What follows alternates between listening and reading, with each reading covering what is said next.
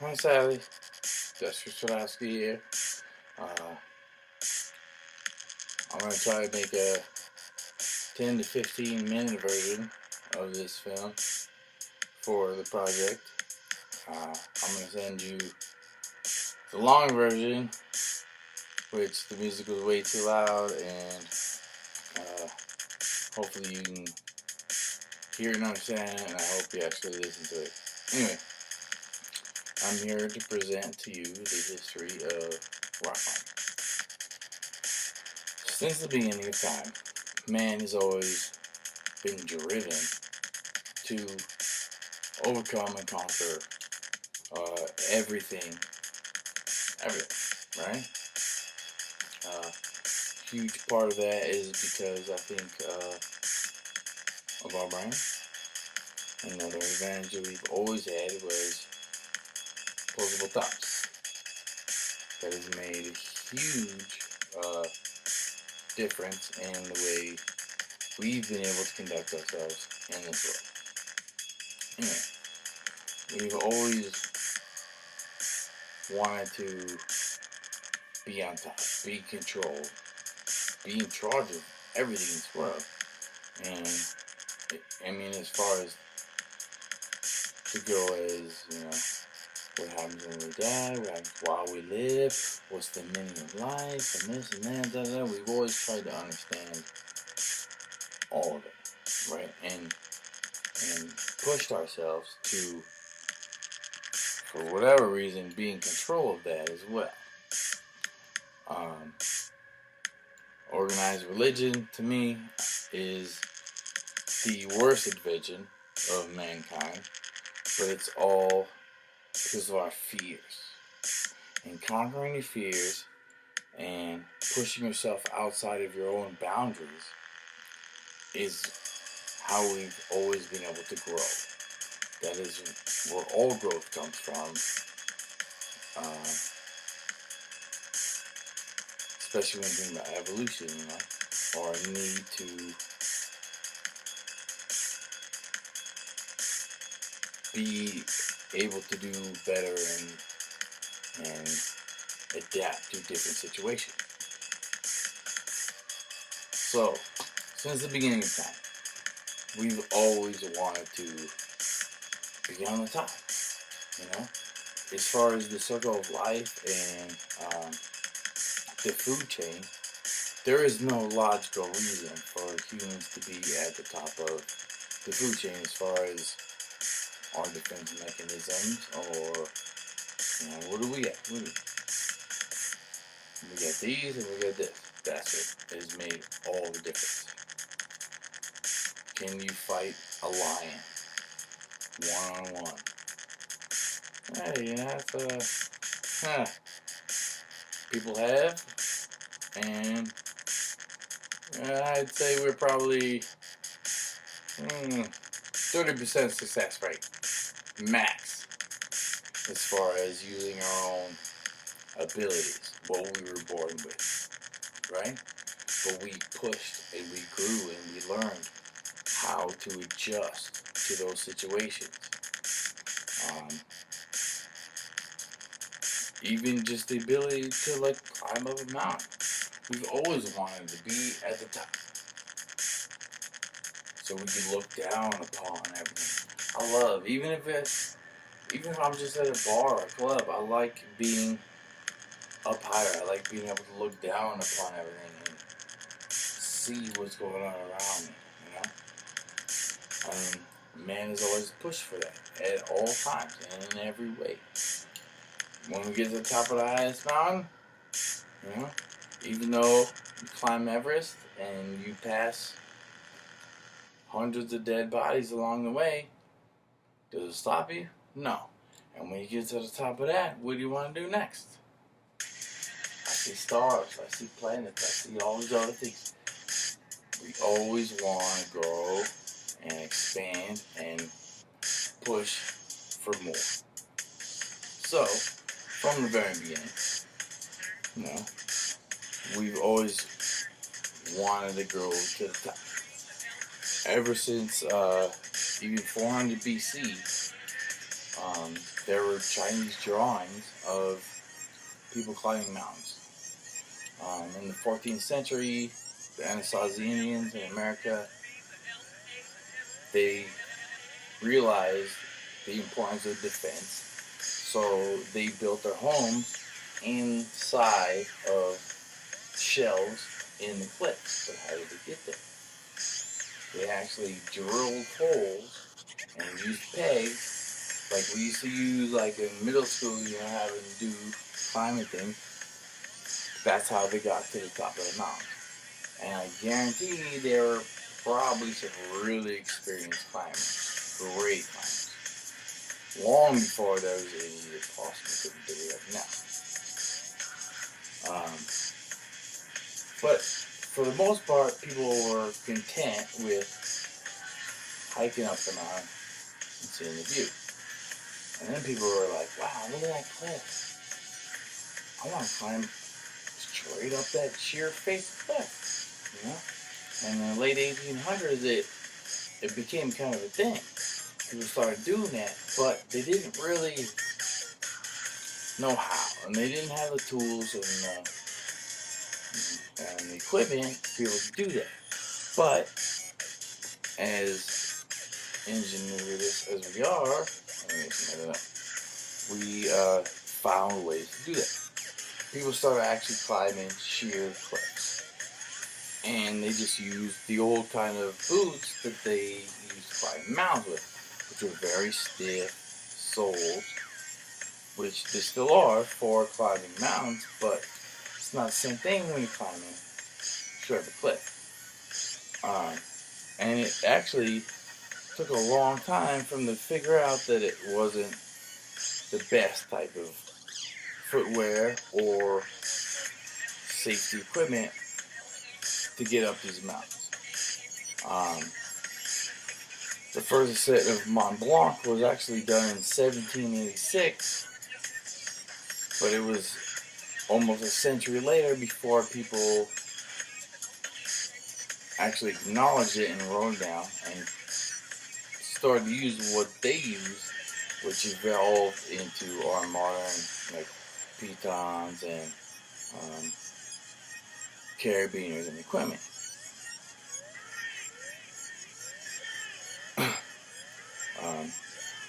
Around 1935, a man named Vitaly Brahmani, after seeing one of his friends slip and fall and die, it was a very tragic event, he realized we need something better on our feet than these hiking boots.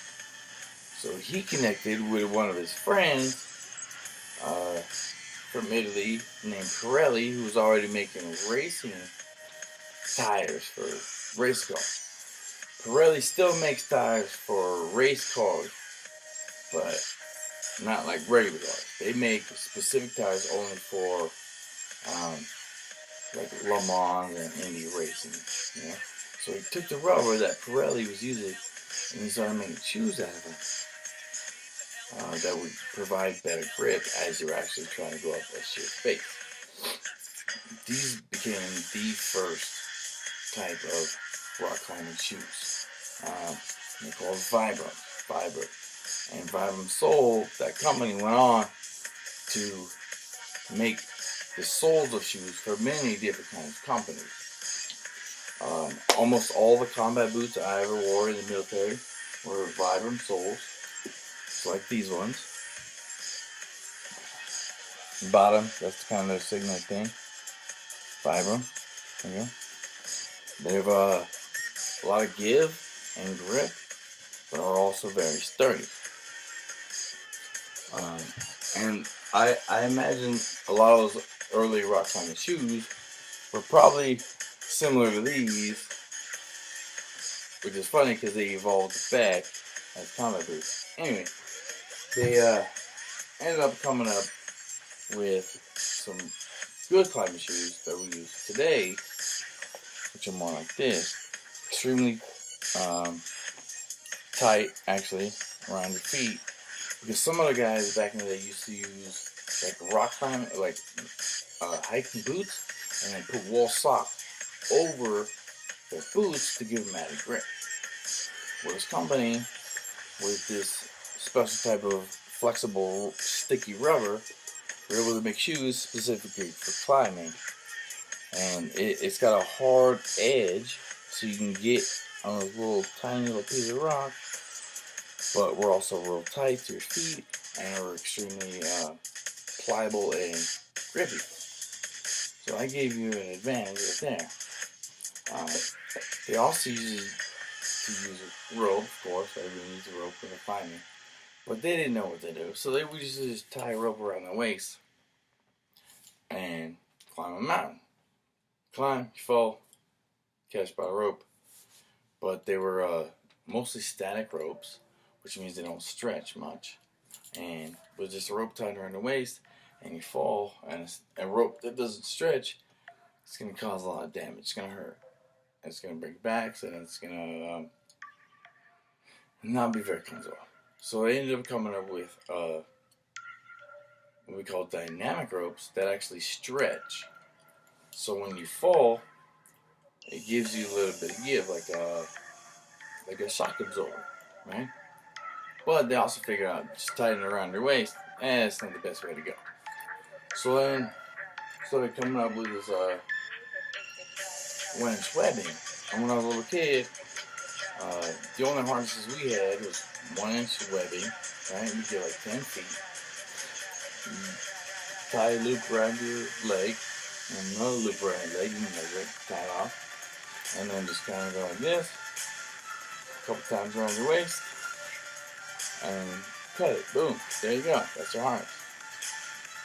And it distributes the weight, and it's a lot more effective than having just a rope tied around your waist.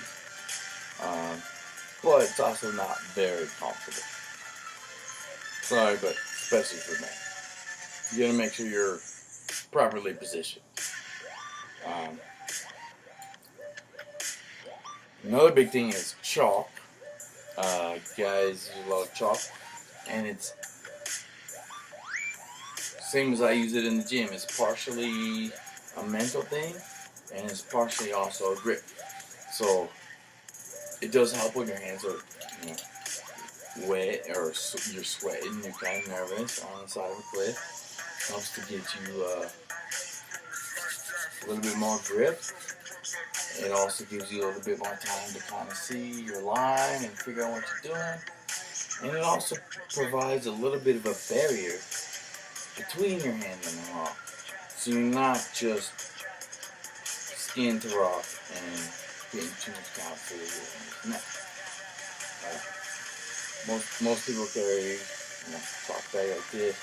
It just connects to your harness in the back and use it as needed. It also evolved from the webbing harnesses to modern harnesses like this, which are padded and a lot wider.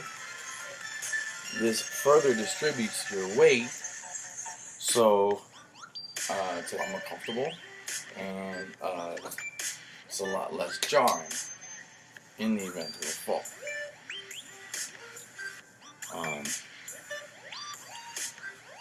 There have been a lot of issues in question that I've wrote about as far as putting bolts in and what you leave behind. And, leave no trace principles. Obviously, you want to leave nothing behind. You want to lessen your mark as much as possible. When you lead climbing, a lot of times as you're going up, you put in a bolt, right? Connect your rope, keeps you safe. As you go up, your partner behind you should be taking those out as they go up. But certain circumstances don't allow for you to take everything with you. Most climbers don't have a lot of money and don't like to leave things behind because climbing equipment is expensive, that alone, I think, is enough to keep most people from leaving a lot behind. But also people that are involved with outdoor activities know in general, even if they don't know the actual 7 principles of the NLT, about not making a mark. The point is, the mark you make is you making it to the top, and that memory and that sharing of it, not actually leaving something behind to show you were there or damaging anything along the way. The ability to put bolts in places has opened up a huge area and a lot of other places that we can access. And it's cool for other people to be able to access those places because of the first people that ascended it. But we also got to respect the nature itself and the sport, and make sure we don't damage what's there. You know, it's awesome to be able to follow someone else's line, but you don't want to make it too easy, for one. And it's just not right to just leave a bunch of equipment there, regardless of how much it costs. Hey, you know, somehow it'd be cool climbing up a rock and be like, hey, score, right? Actually, the very first pair of rock climbing shoes I ever had, me and my dad found on the side of a path in these mountains in California. So those were the first mountain rock climbing, true rock climbing shoes I ever had. We found. So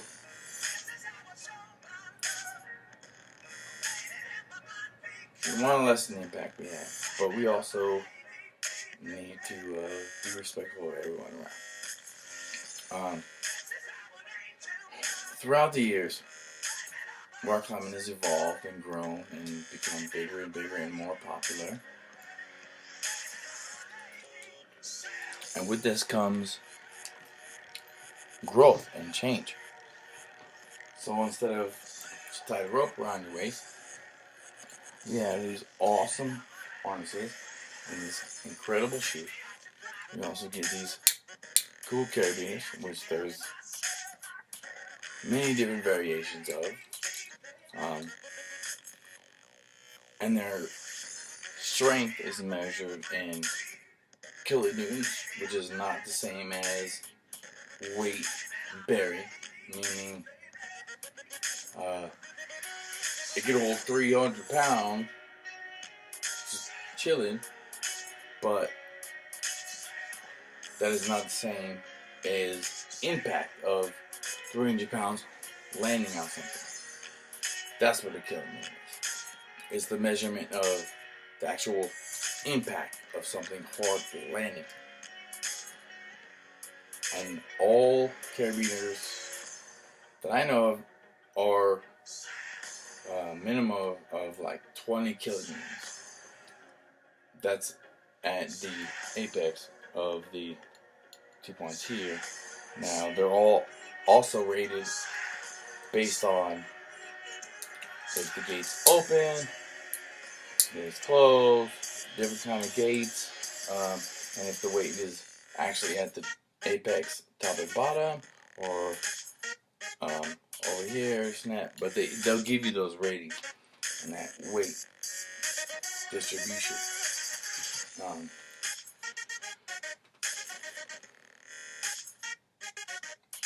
Honestly, my first video was a lot better. But I'm trying to keep this over the 15 minutes. I'm already at 20.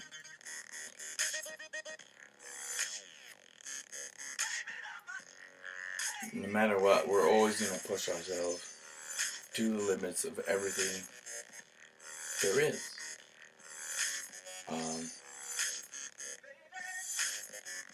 I don't know if you're Trekkie or not, but in one of the Star Trek movies, Captain Kirk is free climbing a big ass cliff, and in the midst of all, he's pretty focused doing his thing.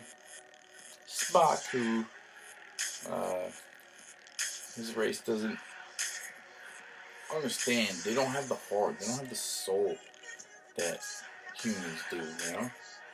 And they try to put everything into a logical sense. So he's trying to logically understand what Captain Kirk is doing while he's free climbing this cliff. And he flies up to him with his rocket boots and asks, "Hey, why are you doing this?"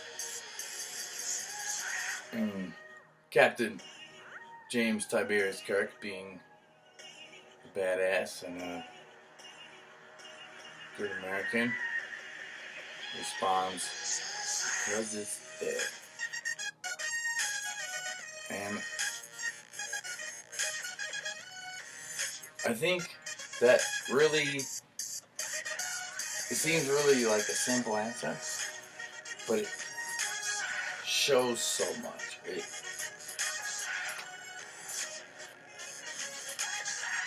That is why we protect these lands. That's why we have national parks. That's why we go hiking. That's why we go snowshoeing, and that's why we have a space program. You know, that's what,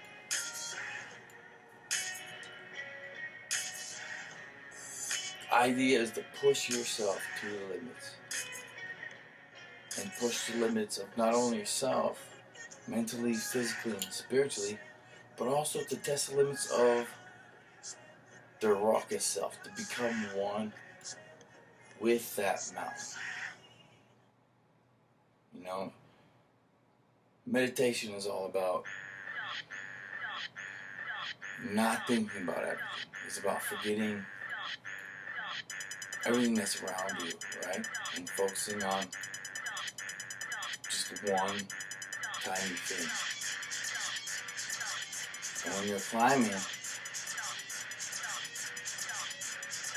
your entire life is you and that rock, and that relationship that you have with that rock in that moment. And, you know, that little teeny hold sometimes. Sometimes you're just praying to your hand. Sometimes you're thinking about your heart, your soul. Sometimes you're asking that rock to not let you go. I mean, you're truly becoming one with the earth and our planet and our soul and the circle of life and everything. All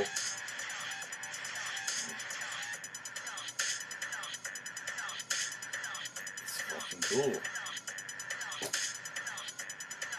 And as long as there are mountains and there are people, we're going to climb them. And we're going to continue to find bigger and better ways to do it. And someday I hope to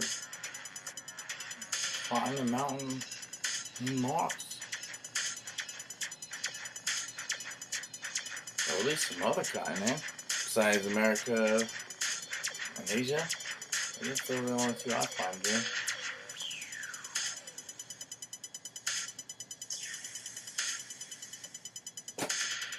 Because it's there.